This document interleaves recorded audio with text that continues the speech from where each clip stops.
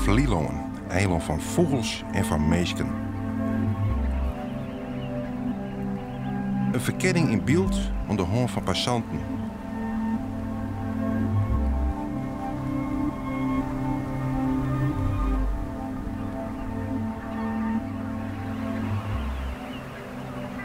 Ik denk als je het wereldwijd bekijkt, blijft Vlieland in die zin bijzonder. Dat je hebt het dorp en daarbuiten is natuur. En dan vaak wordt er gezegd van ja, het is gemaakte natuur. Maar als je hier naar de vormen om je heen kijkt, ja, dat is toch duidelijk door de wind en het zand en de natuur gemaakt. En dat duin hebben we echt niet met z'n allen staan graven. Dit is een gebied waar je jaar rond in mag, dwars door alles heen. Je hoeft hier niet op de paden te lopen. Je laat het wel uit je hoofd om daar in die meeuwenkolonie nu te gaan, want het is gewoon gevaarlijk. Ze vallen je echt aan of ze schijten je op je kop. Dus dat wil je niet eens. Dus mocht je daar al naartoe gaan, nou, ik denk dat je dan op je schreden wel terugkeert. En je mag hier dus banjeren, je mag hier struinen. Je mag gewoon, als ik zeg van nou, ik wil daarheen, dan kan ik gewoon in één rechte lijn daarheen. En dat vind ik heerlijk.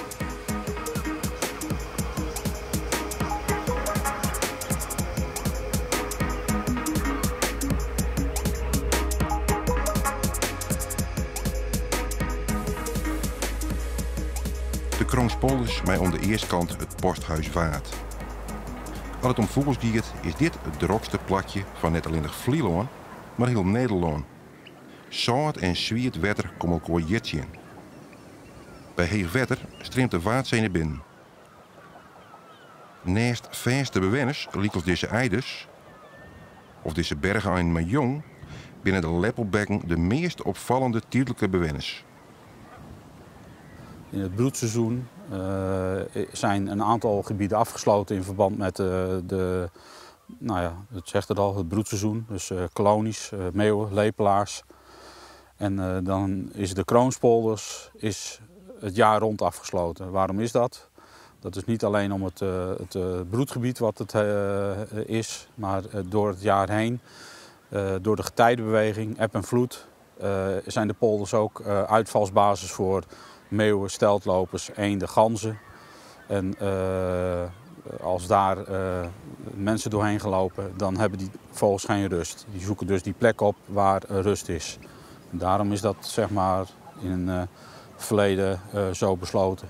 Om de vogels gewoon het hele jaar door die rust te geven die ze verdienen.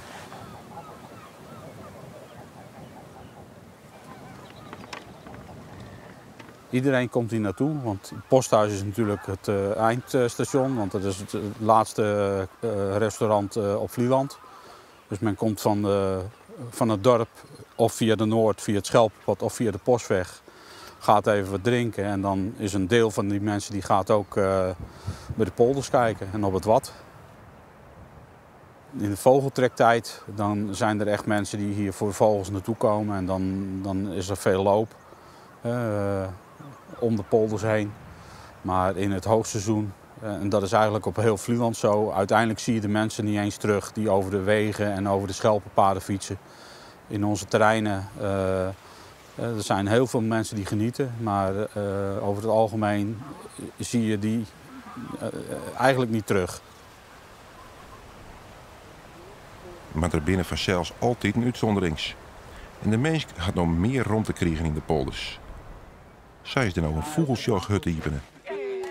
De vogeltjeman in Tjoehorn master van Simmer nog wel wat aan wennen. Ja, ik ben boswachter, ik ben ook hobbyist-vogelaar.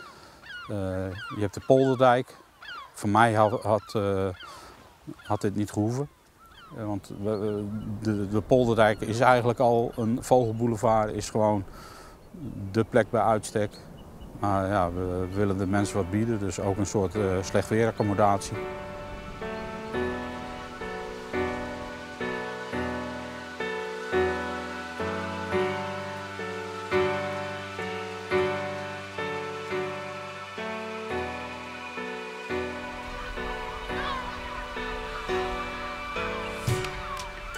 Bij de seizoen wisselt dus de bevolking van de Kroonspolders.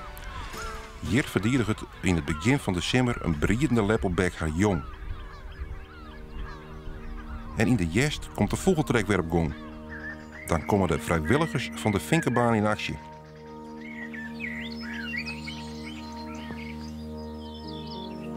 ...131. Wat was het? 03. Man, vrouw? Vrouw. 93, 0. Tijdens de vogeltrek broeken heel wat vogels het eiland als tussenstation. Hier op de Finkenbaan worden ze vangen, geregistreerd, wegen en ringen. Om zo meer inzicht te krijgen over hoe het met de verschillende soorten vogels gaat.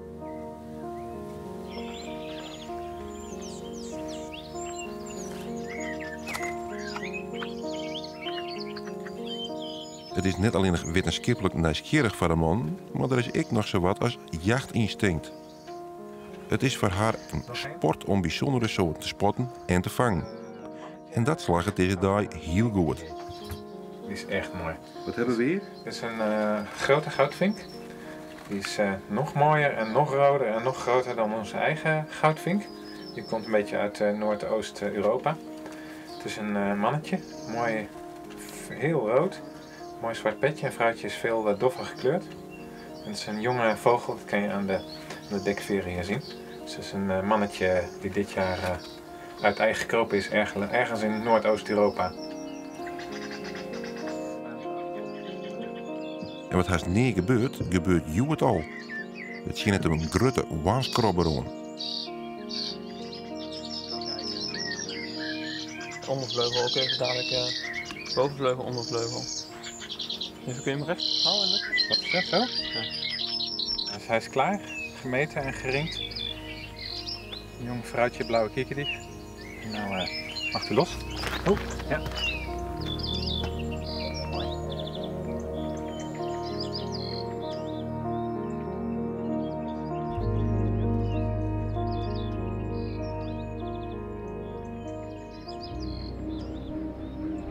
Scandinavië is een hatenleverancier, maar dit hier een invasie van zielestutten, pestvogels in het Hollandsk. Eind november ligt het water behoorlijk leeg. Maar het opkomende wetter op het Posthuis Waard maakt het een voorspelbare, maar net minder mooie choreografie los onder de vogels. Eerst zitten er onder de oren wat bergein en zwartbuik rotgozen schruten in de verte. Maar ook andere soorten vielen een plakje aan de ronnen van de zee. Tjerken en grillen zie je op het sompige waard naar fretten. De menukaart is behoorlijk uitgebreid. Onder vielst school je wat stroomwielsters in de hurrewien. En mijn nog hegere wetter wordt het drok, met onder oren disse gewassen, maar ik een soort smurten onder in beeld. Er hoeft maar wat te gebeuren en het spul giet omheeg.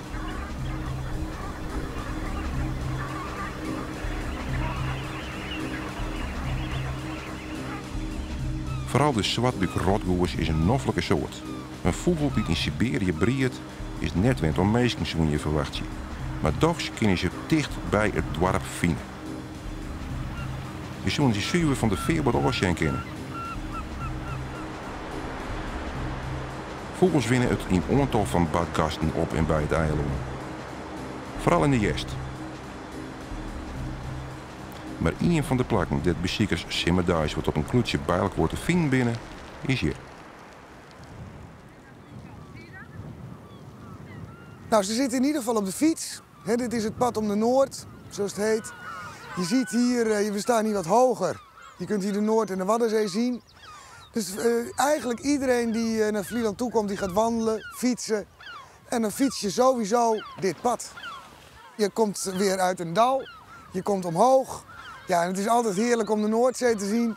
En dit is de enige locatie waar je dus en de Noordzee en de Waddenzee vanaf dit pad kunt zien. Er komen weer wat aalscholvers van zee. Die gaan hun jongen weer voeren met zandspiering. Er is wat verstoring daar gaande in de meeuwenkolonie. Er hangt een grote roofvogel boven.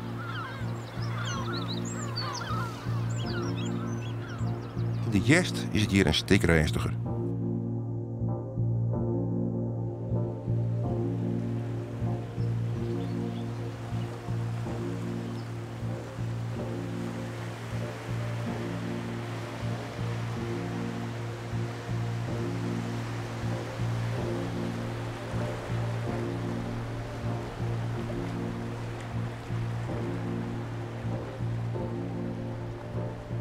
In mijn beleving is het al druk als er op de horizon 3 mensen zijn. En dat vind ik dan al een druk strand. En we hebben hier niet die Scheveningse en Zandvoortse taferelen. Je hebt hier stukken strand voor je alleen. Mijn vader die zei ook wel van, die vond het heerlijk hier altijd en die banjerde zo langs strand. En dan keerde hij om en dan was de zee aan de andere kant. Was het weer heel anders, zo noemde hij dat. Ja, nee, ook hier zie je constant beweging, constant passanten, of het nou op zee is of de aalscholvers die weer binnenkomen. De badgasten die komen gaan, de zeereep die verandert omdat het weer eens een tijdje oostenwind is geweest. Ja, nee, ook hier verveel ik me nooit, nee. Omdat wij hier strekdammen hebben, kun je daar de strandlopertjes op zien. En de steenlopertjes, strandlopertjes, basisstrandlopertjes. Groepen eiderenen die hier rusten. En om even rond te komen op die strandlopertjes, binnen best grappige vogeltjes. Vooral de zonnegril, de rieteenstrandloper op zijn Hollandsk. Ze breeden in arctische gebieden en binnen je van augustus al op de stranden te vinden. Daar wordt de branding op het stromen stekkenrint van die harden fretten. En daar moet je betieden behoorlijk rap voor wezen.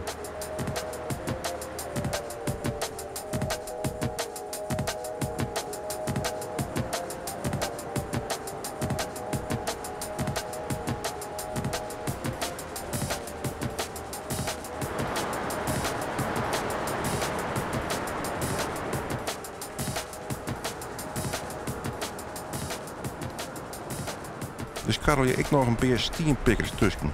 Ten naam zei het al, ze binnen rotskusten wind. De invloed van de mens liet het je net zo groot te wijzen, maar moet je goed opletten, speelt er van alles om.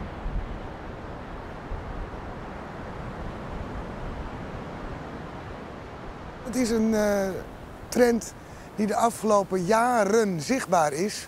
Dat ook gasten op een gegeven moment zeggen van god, die rotzooi, we nemen het even mee. Er zijn allerlei groepen, ook op social media, die daar actief mee bezig zijn. Wij ruimen zelf altijd samen met Defensie en Rijkswaterstaat en vrijwilligers, KNRM, gaan we 1 keer per jaar het strand schoonmaken. Kijk, een jutter is altijd blij als het noordwestenwind is hier, dan spoelt er wat aan. Hout is natuurlijk te gek, boeitjes, flessenpost, altijd leuk. Maar het zijn vooral de netten en de touwen en dan met name die rottige ballonnen. Wat natuurlijk heel feestelijk is om op te laten, dat snap ik wel. Maar wat opgaat, gaat ook naar beneden. En ik heb te veel vogels gezien die verstrikt raken in die ballonnenlintjes. En dat moet niet. Daar word ik wel verdrietig van dan, ja. Heb je een verklaring voor dat er altijd zoveel handschoenen aanspoelen? Nou ja, dat zijn die werkhandschoenen die die mannen op zee gebruiken. En ja, het waait op zee vaak, ga ik dan maar vanuit. En dan zal er wel eens een handschoen overboord waaien. Tenminste, zo bedenk ik het dan. Want ik wil gewoon niet eraan denken dat die mensen die leven van de zee het zo ook in de zee kwakken. Dat kan ik me nou niet voorstellen, want dat zou ik zo dom vinden.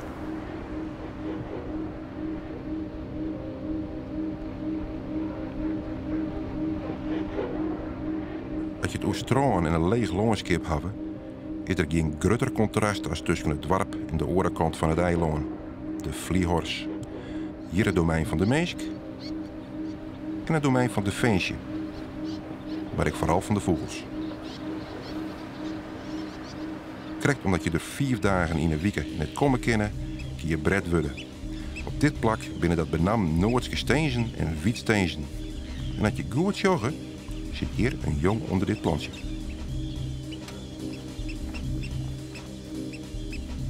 En ergens op deze vlakte breeden Lietse steensen en de bonte wilster.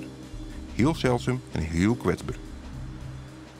Daarom is het ik opbakenen met waskogings. En mijn verstoppertje, zo'n ziet altijd een winnen. De waskogings doen harde werk, maar het is een meer indirecte invloed van de mensen die voor problemen zorgen je kind. Als de zee omheen komt, door klimaatverandering, stiert het hier al gauw onder water. En hoe kwetsbaar het gebied voor heeg water is, liet deze jestwarm goed zien.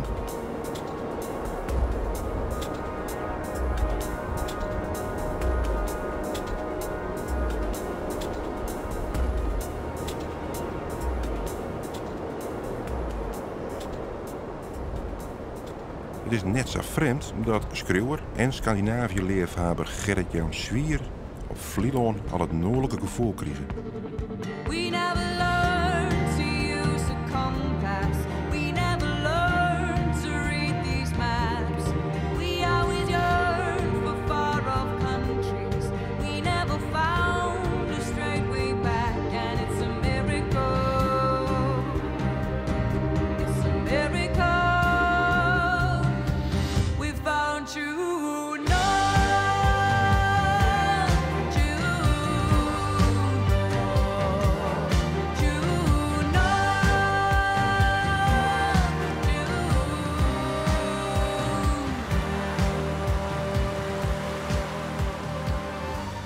En dan doeken we nou het binnenlaan in, de rug van het veen. Een briegebied van de heidehipper, oftewel de tapuit.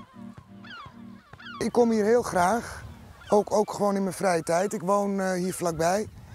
En het is gewoon een feest om hier een paar uur op een duin te gaan zitten koekeloeren. Want het is geen tel hetzelfde. En met het licht niet, met de tij niet, met de vogels niet, met de wind. Ja, ik vind het heel erg prettig om hier te zitten. En ik tref hier bijna nooit iemand. En verder wat je hier ziet is met name de betreding van de sooischapen. Die dus die duinranden naar beneden trappen. Ja, perfect. Want op die manier komt weer dynamiek in het duin, hè? Beweging. Weer kaal zand. Ja, dat heeft weer een kans voor de konijnen. Als de konijnen hier weer terecht kunnen, dan kunnen de tapuiten hier ook weer terecht. Dus het een grijpt weer in het ander. Er is drinkwater voorhanden, ja, paradijs.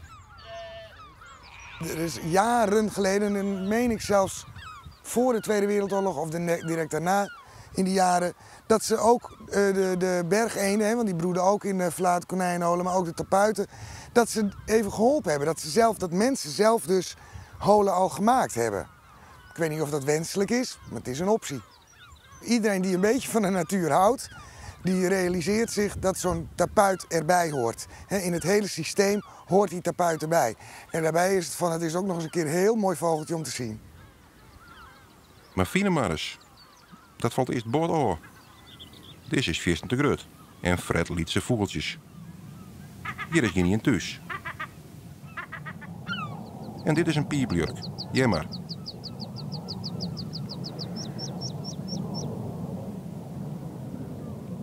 Even later komt er een rivaal just te dichtbij.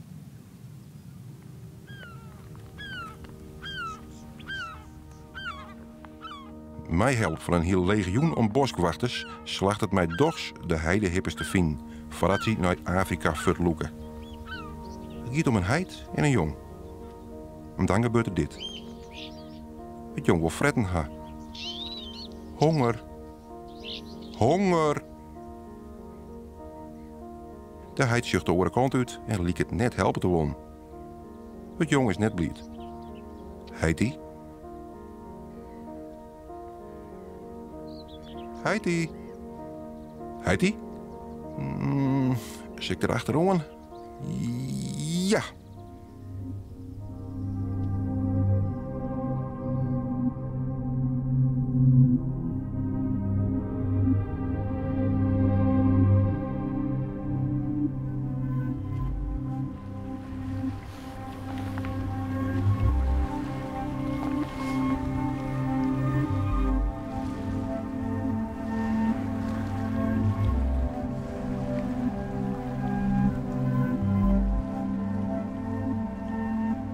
Vanwege de storm in combinatie met springtij zijn langs de hele Nederlandse kust de waterstanden hoger dan normaal. In de haven van Scheveningen staan kades blank. Ze proberen met zandzakken het water tegen te houden. Uit voorzorg zijn de sluizen in de afsluitdijk gesloten en dat geldt ook voor de Haringvlietsluizen en de Hollandse IJsselkering. In Zeeland wordt onder meer de Maaslandkering in de gaten gehouden. Het is 10 jaar geleden dat die voor het laatst dichtging.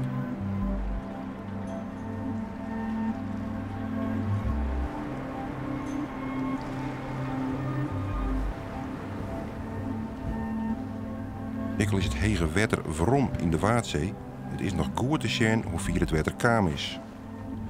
Krieën beginnen er spontaan in te jutten. Op ziek naar fretten. De mens is net oors. Die jut ik. Maar dan aan de andere kant van het eiland en op jou het chillen. Maar wat er ons speelt, is net altijd een lieke beroeper.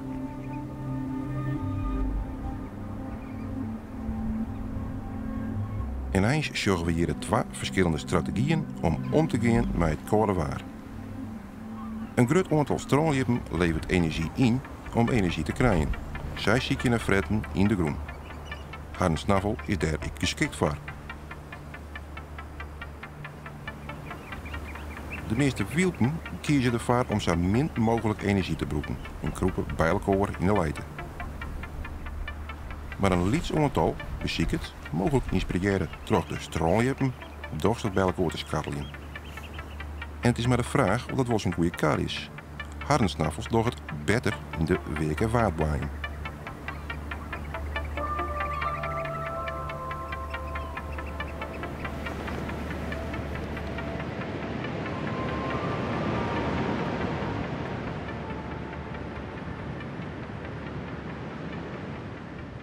Je zit weer in de tijd van de extreme en dat voor het landschap biedt dat ook meer kleur, meer afwisseling, sneeuwbuien afgewisseld met zon die doorbreekt. Dit is eigenlijk wel de tijd. In de zomer is het allemaal wat vlakker. Het is allemaal mooi groen, maar hier is het toch wel de tijd van de extreme. Dat is wel een hele interessante tijd ook.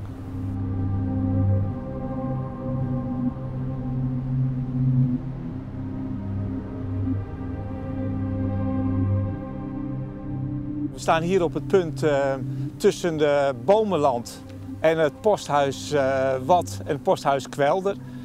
En dat is wel een heel favoriet plekje, zeker in de trektijd. We hebben een mooi uitzicht. We kijken uit over de Kwelder. Heel in de verte zien we de Kroonse polders met op de achtergrond kunnen we nog een stuk van Texel zien. En we zitten hier op een plek, dat is een doodlopende hoek, dus die is vrij ondiep.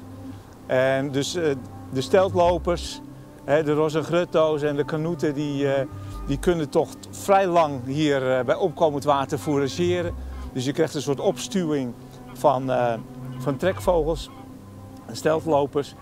En we horen nu op de achtergrond ook de rotganzen. Ja, dit is wel een favoriete plek om even te zitten en te genieten van en het uitzicht en alles wat je voorbij ziet vliegen.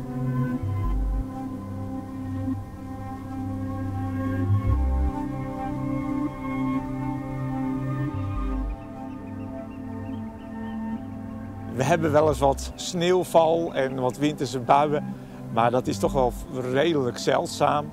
Dus we hebben over het algemeen wat nattere winterweer. En niet zozeer de echte winterse buien met sneeuw en ijs en dat soort dingen zoals je dat aan de wal wel hebt. Dus je blijft dat het zeewater, dat buffert dat houdt het ook al tegen. Dat het over het algemeen natuurlijk wel wat warmer is. En, dus dat is wel iets om naar uit te kijken. En waar je naar hoopt van nou, deze winter is het misschien weer zover. Maar die kansen zijn nogal klein.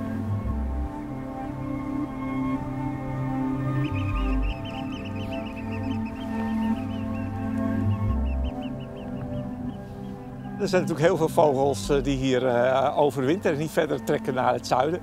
Maar in de periode dat je echt hebt over ijsschots in de Waddenzee, dan hebben die beesten het natuurlijk ook heel erg moeilijk. Dus dan vallen er ook wel slachtoffers die het gewoon niet redden. En uiteindelijk sterven door voedselgebrek, te weinig tijd om te fourageren. Door ook onder andere dat het deel van de Waddenzee bedekt is met ijsschotsen.